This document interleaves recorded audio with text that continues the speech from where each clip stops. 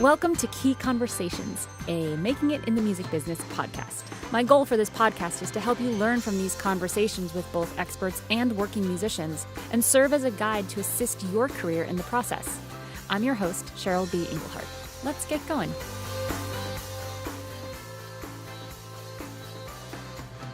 Okay, welcome to Musician Edition, where we feature a hardworking musician who's creating their dream career and is open to a little guidance, plus brave enough to be here in my hot seat. Today, I am really excited to have Caitlyn Deviney.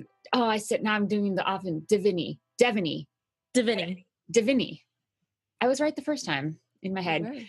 Caitlyn's an indie folk artist and a small business owner. She owns Homestead Collective. And I'm not even going to talk about this because I want you to talk about it because it's such a great idea. But thank you for being here. Of course. I'm so excited to be here. You're awesome.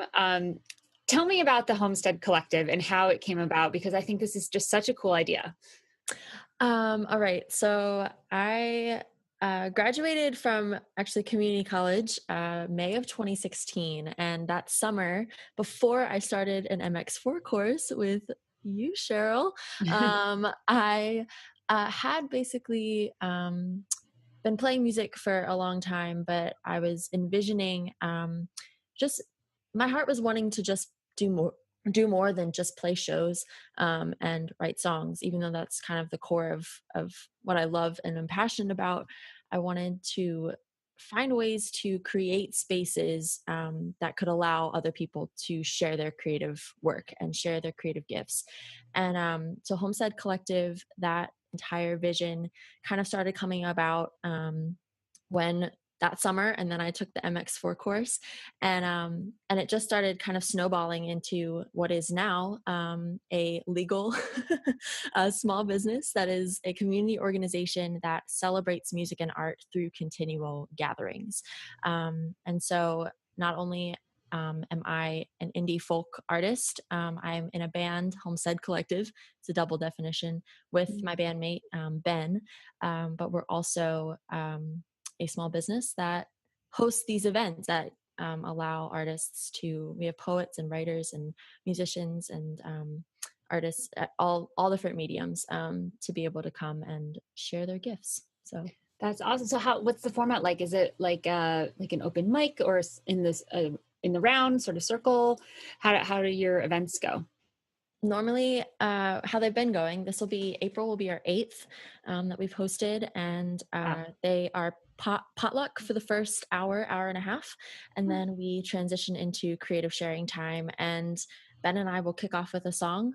We try to write a new song per month so that we have something that kind of sets the tone in terms of being vulnerable, and like art is just hard to share. So trying to, keep the ball rolling in that regard.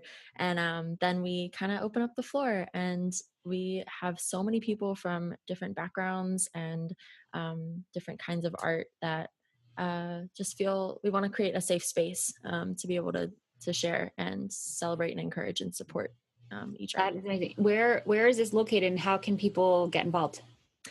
This is located at the house in the Philly suburbs that we live in. We share it with 2 other musicians as well.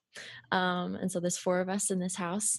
And they're just in our living room. And you can find out more about them through, I guess, Facebook would be where our public events are created. So facebook.com/Homestead Collective, and more info too about just the heart behind everything at homesteadcollective.net. That's our awesome website. So amazing. Well, congratulations on starting a business and having it work and having it being such an inspiration to other people and creating that space. I think it's so needed and I love it. So nice job. It's really inspiring. You know that I use you as an example in some of the webinars I do. I've been doing a webinar called the 5 Keys, sort of just touching on the 5 different areas like branding, finances. If you can touch a little bit on this every day, can you just make baby steps, move forward in your career? So in that, there's one area, I think it's in the pitching category, where you went out and made some big asks for your very first tour, where you ended up, the what was it, was it called the Homestead Tour? It And you was, ended I up think, not just booking like 2 weeks of shows by these just powerful asks, you also found free housing every single night. yes, That's yes. how did you do that? And how did that like create, that's so in line with your brand, right? Like the Yeah. family, the inclusive, like who you are. But how did that come about, and how has that continued since? I know that was early last year. So what have you done Yeah. since? Tell us about that. Oh my gosh. So yeah, that tour that you're talking about was the first like quote house show tour that I was aspiring to do. And it happened of May or January 2017. And we did basically a week. We did like 8 shows in 8 days kind of thing. And I just started emailing and Facebooking, just asking uh, personally if there were people who wanted to host a house show, if there were venue suggestions, if they were in these areas, could they provide housing? We went across Pennsylvania and back. And so through that, one of the most like rewarding and just special experiences has been getting to stay with people overnight and them kind of invite you into their lives for a little bit. And that's just been so awesome to get to build relationships with people who it's very humbling because you're like, I just need a couch, but like, I'm not going to sleep on the ground in my car or whatever. And Yeah. people will just, it's amazing just seeing how people are willing to be like, oh yeah, you can totally come and stay the night and you can shower and you can do your laundry. We don't care. Like, kind of thing. And so that's just been really awesome. And those relationships have been growing and building as we've done more touring and played more shows in different areas and that kind of thing. So Yeah.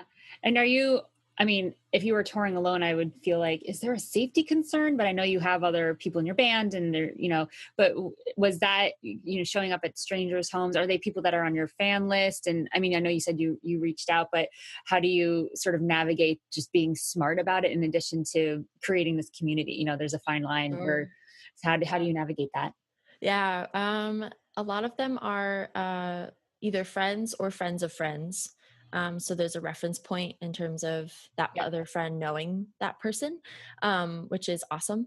We have had a few, like we call them tour stories, and they are. We haven't had many, like in the grand scheme of things, but there was one that the house that we arrived at was not at all what we had expected. And it was in the middle of North Carolina. And like, it was a little bit of a wake up, but scary and not very great. But that was the only like really bad like experience that we had had. So What were you expecting and what was it actually? I'm like, ooh, tell me the juicy details. I want to oh know. my gosh. I'm so curious. Like, what does that look like? Well, the venue that we played at, which is actually now shut down, um, Mhm. we played at that evening, and then the owner said that we could stay at their house, but that he would be away because he was touring too. And so we arrived in like the middle of like the mountains, basically in North Carolina, in this two-treaded dirt path back into the woods, kind of something out of Slender Man, like kind of setup. That was this house that was so run down and like looked like it had been like abandoned for years. So we ended up staying the night there. We thought we were going to drive into Nashville instead, but we braved ourselves and we stayed there overnight, and we got out there very quickly the next morning. We just like, this is too much. Yeah. Like a But scene from some like Blair Witch yeah, kind it of seriously stuff. was. There were cats everywhere. Like it was, yeah, it was not, yeah, not very Cats fun. make anything creepy. Just saying. Yeah. Yeah. I I love mean, cats, but I like do love too cats. many. It was just, Yeah, lots of cats abandoned. and lots of birds. If there's lots Yeah. of either of those things, it gets weird. Lots of dogs, as you're like, this is so cute. But for some Yeah. reason, cats and birds, no. Birds are creepy. Bye. Yep. Well, great. That's so exciting. And I'm glad that you don't have too many horror tour stories. Yes. Me Yeah, too. we got our van broken into after my first 2-week tour. I tell this story a lot because Oh my gosh. they took suitcases and it was parked in my guitarist's brother's driveway. So we thought it was like no problem. So we left some stuff in the car, but in my suitcase that they took was the mailing list of all of the hundreds of emails I had collected over 2 weeks that I had yet to put into my mailing list. So that was the most, like, that is what I like cried over, Yes. like, insurance. Oh. Like, I had good insurance. I used Music Pro insurance. I got my new keyboard in like 2 weeks. They were amazing, but you Oh my cannot gosh. replace No. mailing lists. So yeah, so that's my, like, I have a couple others from Europe and some sketchy places where I stayed, Yeah. but if you come out of it, ideally you're being safe and have people in check and Yeah. are in communication, but that's good Builds a that you're thick with skin. other people. Yeah. So what's next for you? You got all these things set up. You've found your groove with touring and with the Homestead Collective. So what's on the horizon? What are you working towards? Um, we are working on a second EP as a band. So Ben has a studio in the basement of this house. And so through that and the DIY everything, we've released an EP last May, and we had just been selling physical copies of it. And it's finally now on all digital platforms. We had it mastered down in Nashville last week. And so we're happy that that's like done. Now we can move on to the next thing. So we've written another, 6-ish songs. So we want to be able to release those. So we're hoping this summer, but in theory, I mean, timeline wise, it's hard sometimes with EPs and recording, but that's the hope, is June. And let's see, hosting homestead gatherings we're booked basically every Thursday, Friday, Saturday, locally, regionally, through May. So that's something hard that I've been working on pretty much every day. My weekdays right now look like 9 to 3 in front of a computer, with some breaks in there, but a lot of self-booking and researching venues and planning out, what in terms of touring we can manage, and all the graphic designing and social media things and all of that. So been doing that. And this summer we're hosting something called the Garden Room, which is an intimate backyard concert series that'll be happening in our backyard. And so I've been booking artists for that. It'll feature 2 different artists per month, food provided. And so that's open to the community. And that's something that we're really excited and really waiting for spring to come, and so we can start preparing and that. So those are like some big-ish things. So you're full-time, you're doing this full-time. Well, I have another part-time church job that I oversee middle schoolers, and that ends in May. So they haven't had a youth director this year, so I have taken that. And but come summer, it's progressing into full time, and it's Awesome. been interesting to see. I don't know, it's been a wild ride, but it's been interesting to see like how I was juggling 2 different, and I decided after Christmas to drop that one other part-time job, and was like, I can't practically make decisions to like figure out practical ways of income through music if I'm doing these other 2 part-time jobs. So I had to drop one, and now my daytime weekday hours look like what I mentioned. So yeah, totally got that. So let me ask you, are you really engaged in actively growing this mailing list? I feel like touring for me is the best way to grow an engaged mailing list. Is that going well for you? Is it you're seeing the numbers going up and you're able to create that relationship and ultimately monetize on it when you do have something new to sell them, etc.? Is that for the most part, it's been okay. We have our, like, in terms of gigging, like our mailing list is always available when we sell merch and stuff like that, and people will sign to that, which is awesome. Just a few weeks ago we were out at Juniata College in Central PA, and just about every college kid who was there signed it. And like I was like, whoa, like college kids are still using emails. Like, I don't know. Yep. I live on email, but like I'm just out of technically like I would be just out of college, but like it was crazy to me. I was like, whoa, okay, cool. You all want emails. Good We to send know. we send a monthly kind of update newsletter thing, telling, our upcoming stuff and then what we did the past month or so that people can stay in touch and stay connected. We're on Patreon now, so we have been Great. launching with that and trying to get more people engaged with that. So yeah, there's just a lot of different, like, it's very multifaceted, but that's a big chunk of mailing list. Lot of stuff going on. Yeah, just keeping the movement. You're in movement mode, which Yes. is great. So do we get to hear a song from you? Yes, that'd be really great. We released one single that is going to be off of our upcoming EP, second EP, and it's called 123. And you can find it on Spotify and iTunes and all the digital streaming services platforms. It's interesting. I feel like songwriting is weird because it's some songs come and are written in different times. The first part of this song was written I guess 2 years ago, but the last verse at the very end didn't come until all the wildfires were happening over on the West Coast. And so she is referenced in the lyrics, and she is the earth. And so this is Ooh, 2-3. I love that.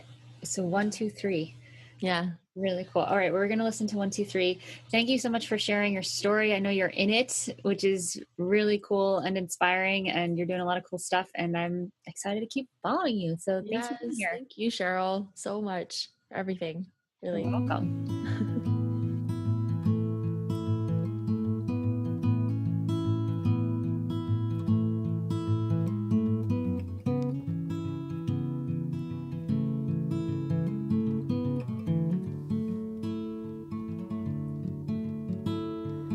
One singular I am headstrong and slow to realize that I can't live this life all on my own. Please don't forget to rate, like, and subscribe on iTunes, Stitcher Radio, and YouTube if you like this podcast. Musicians like you keep me inspired and motivated, and for doing that, I'm offering you my Mastering Email 12-page workbook. It's packed with valuable exercises and information to get clear on implementing and mastering your email list strategy.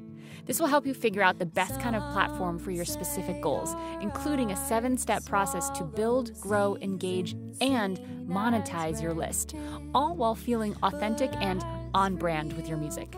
Get your Mastering Email workbook at inthekey.co/masteringemail. Thank you for listening, and I'll see you next time on Key Conversations. The theme song on this podcast was provided by yours truly. If you're interested to find out more about my composing and songwriting projects, go to inthekey.co/Cheryl. If you're a musician looking to get some real results for your music career, then head to inthekey.co/results, where I've created a bunch of different kinds of resources just for you. Key Conversations is sponsored in part by Bandzoogle. They make it easy to build a beautiful website for your music. Their step-by-step system gets you online in minutes, and you can choose from hundreds of mobile-friendly themes and customize them with their point-and-click editor. All of the features you can imagine for a possible website are built in. So, because you're a Key Conversations podcast listener, you get a special month free trial plus 15% off if you do decide to sign up, just for you. Go to inthekey.co/make-a-site to get the offer.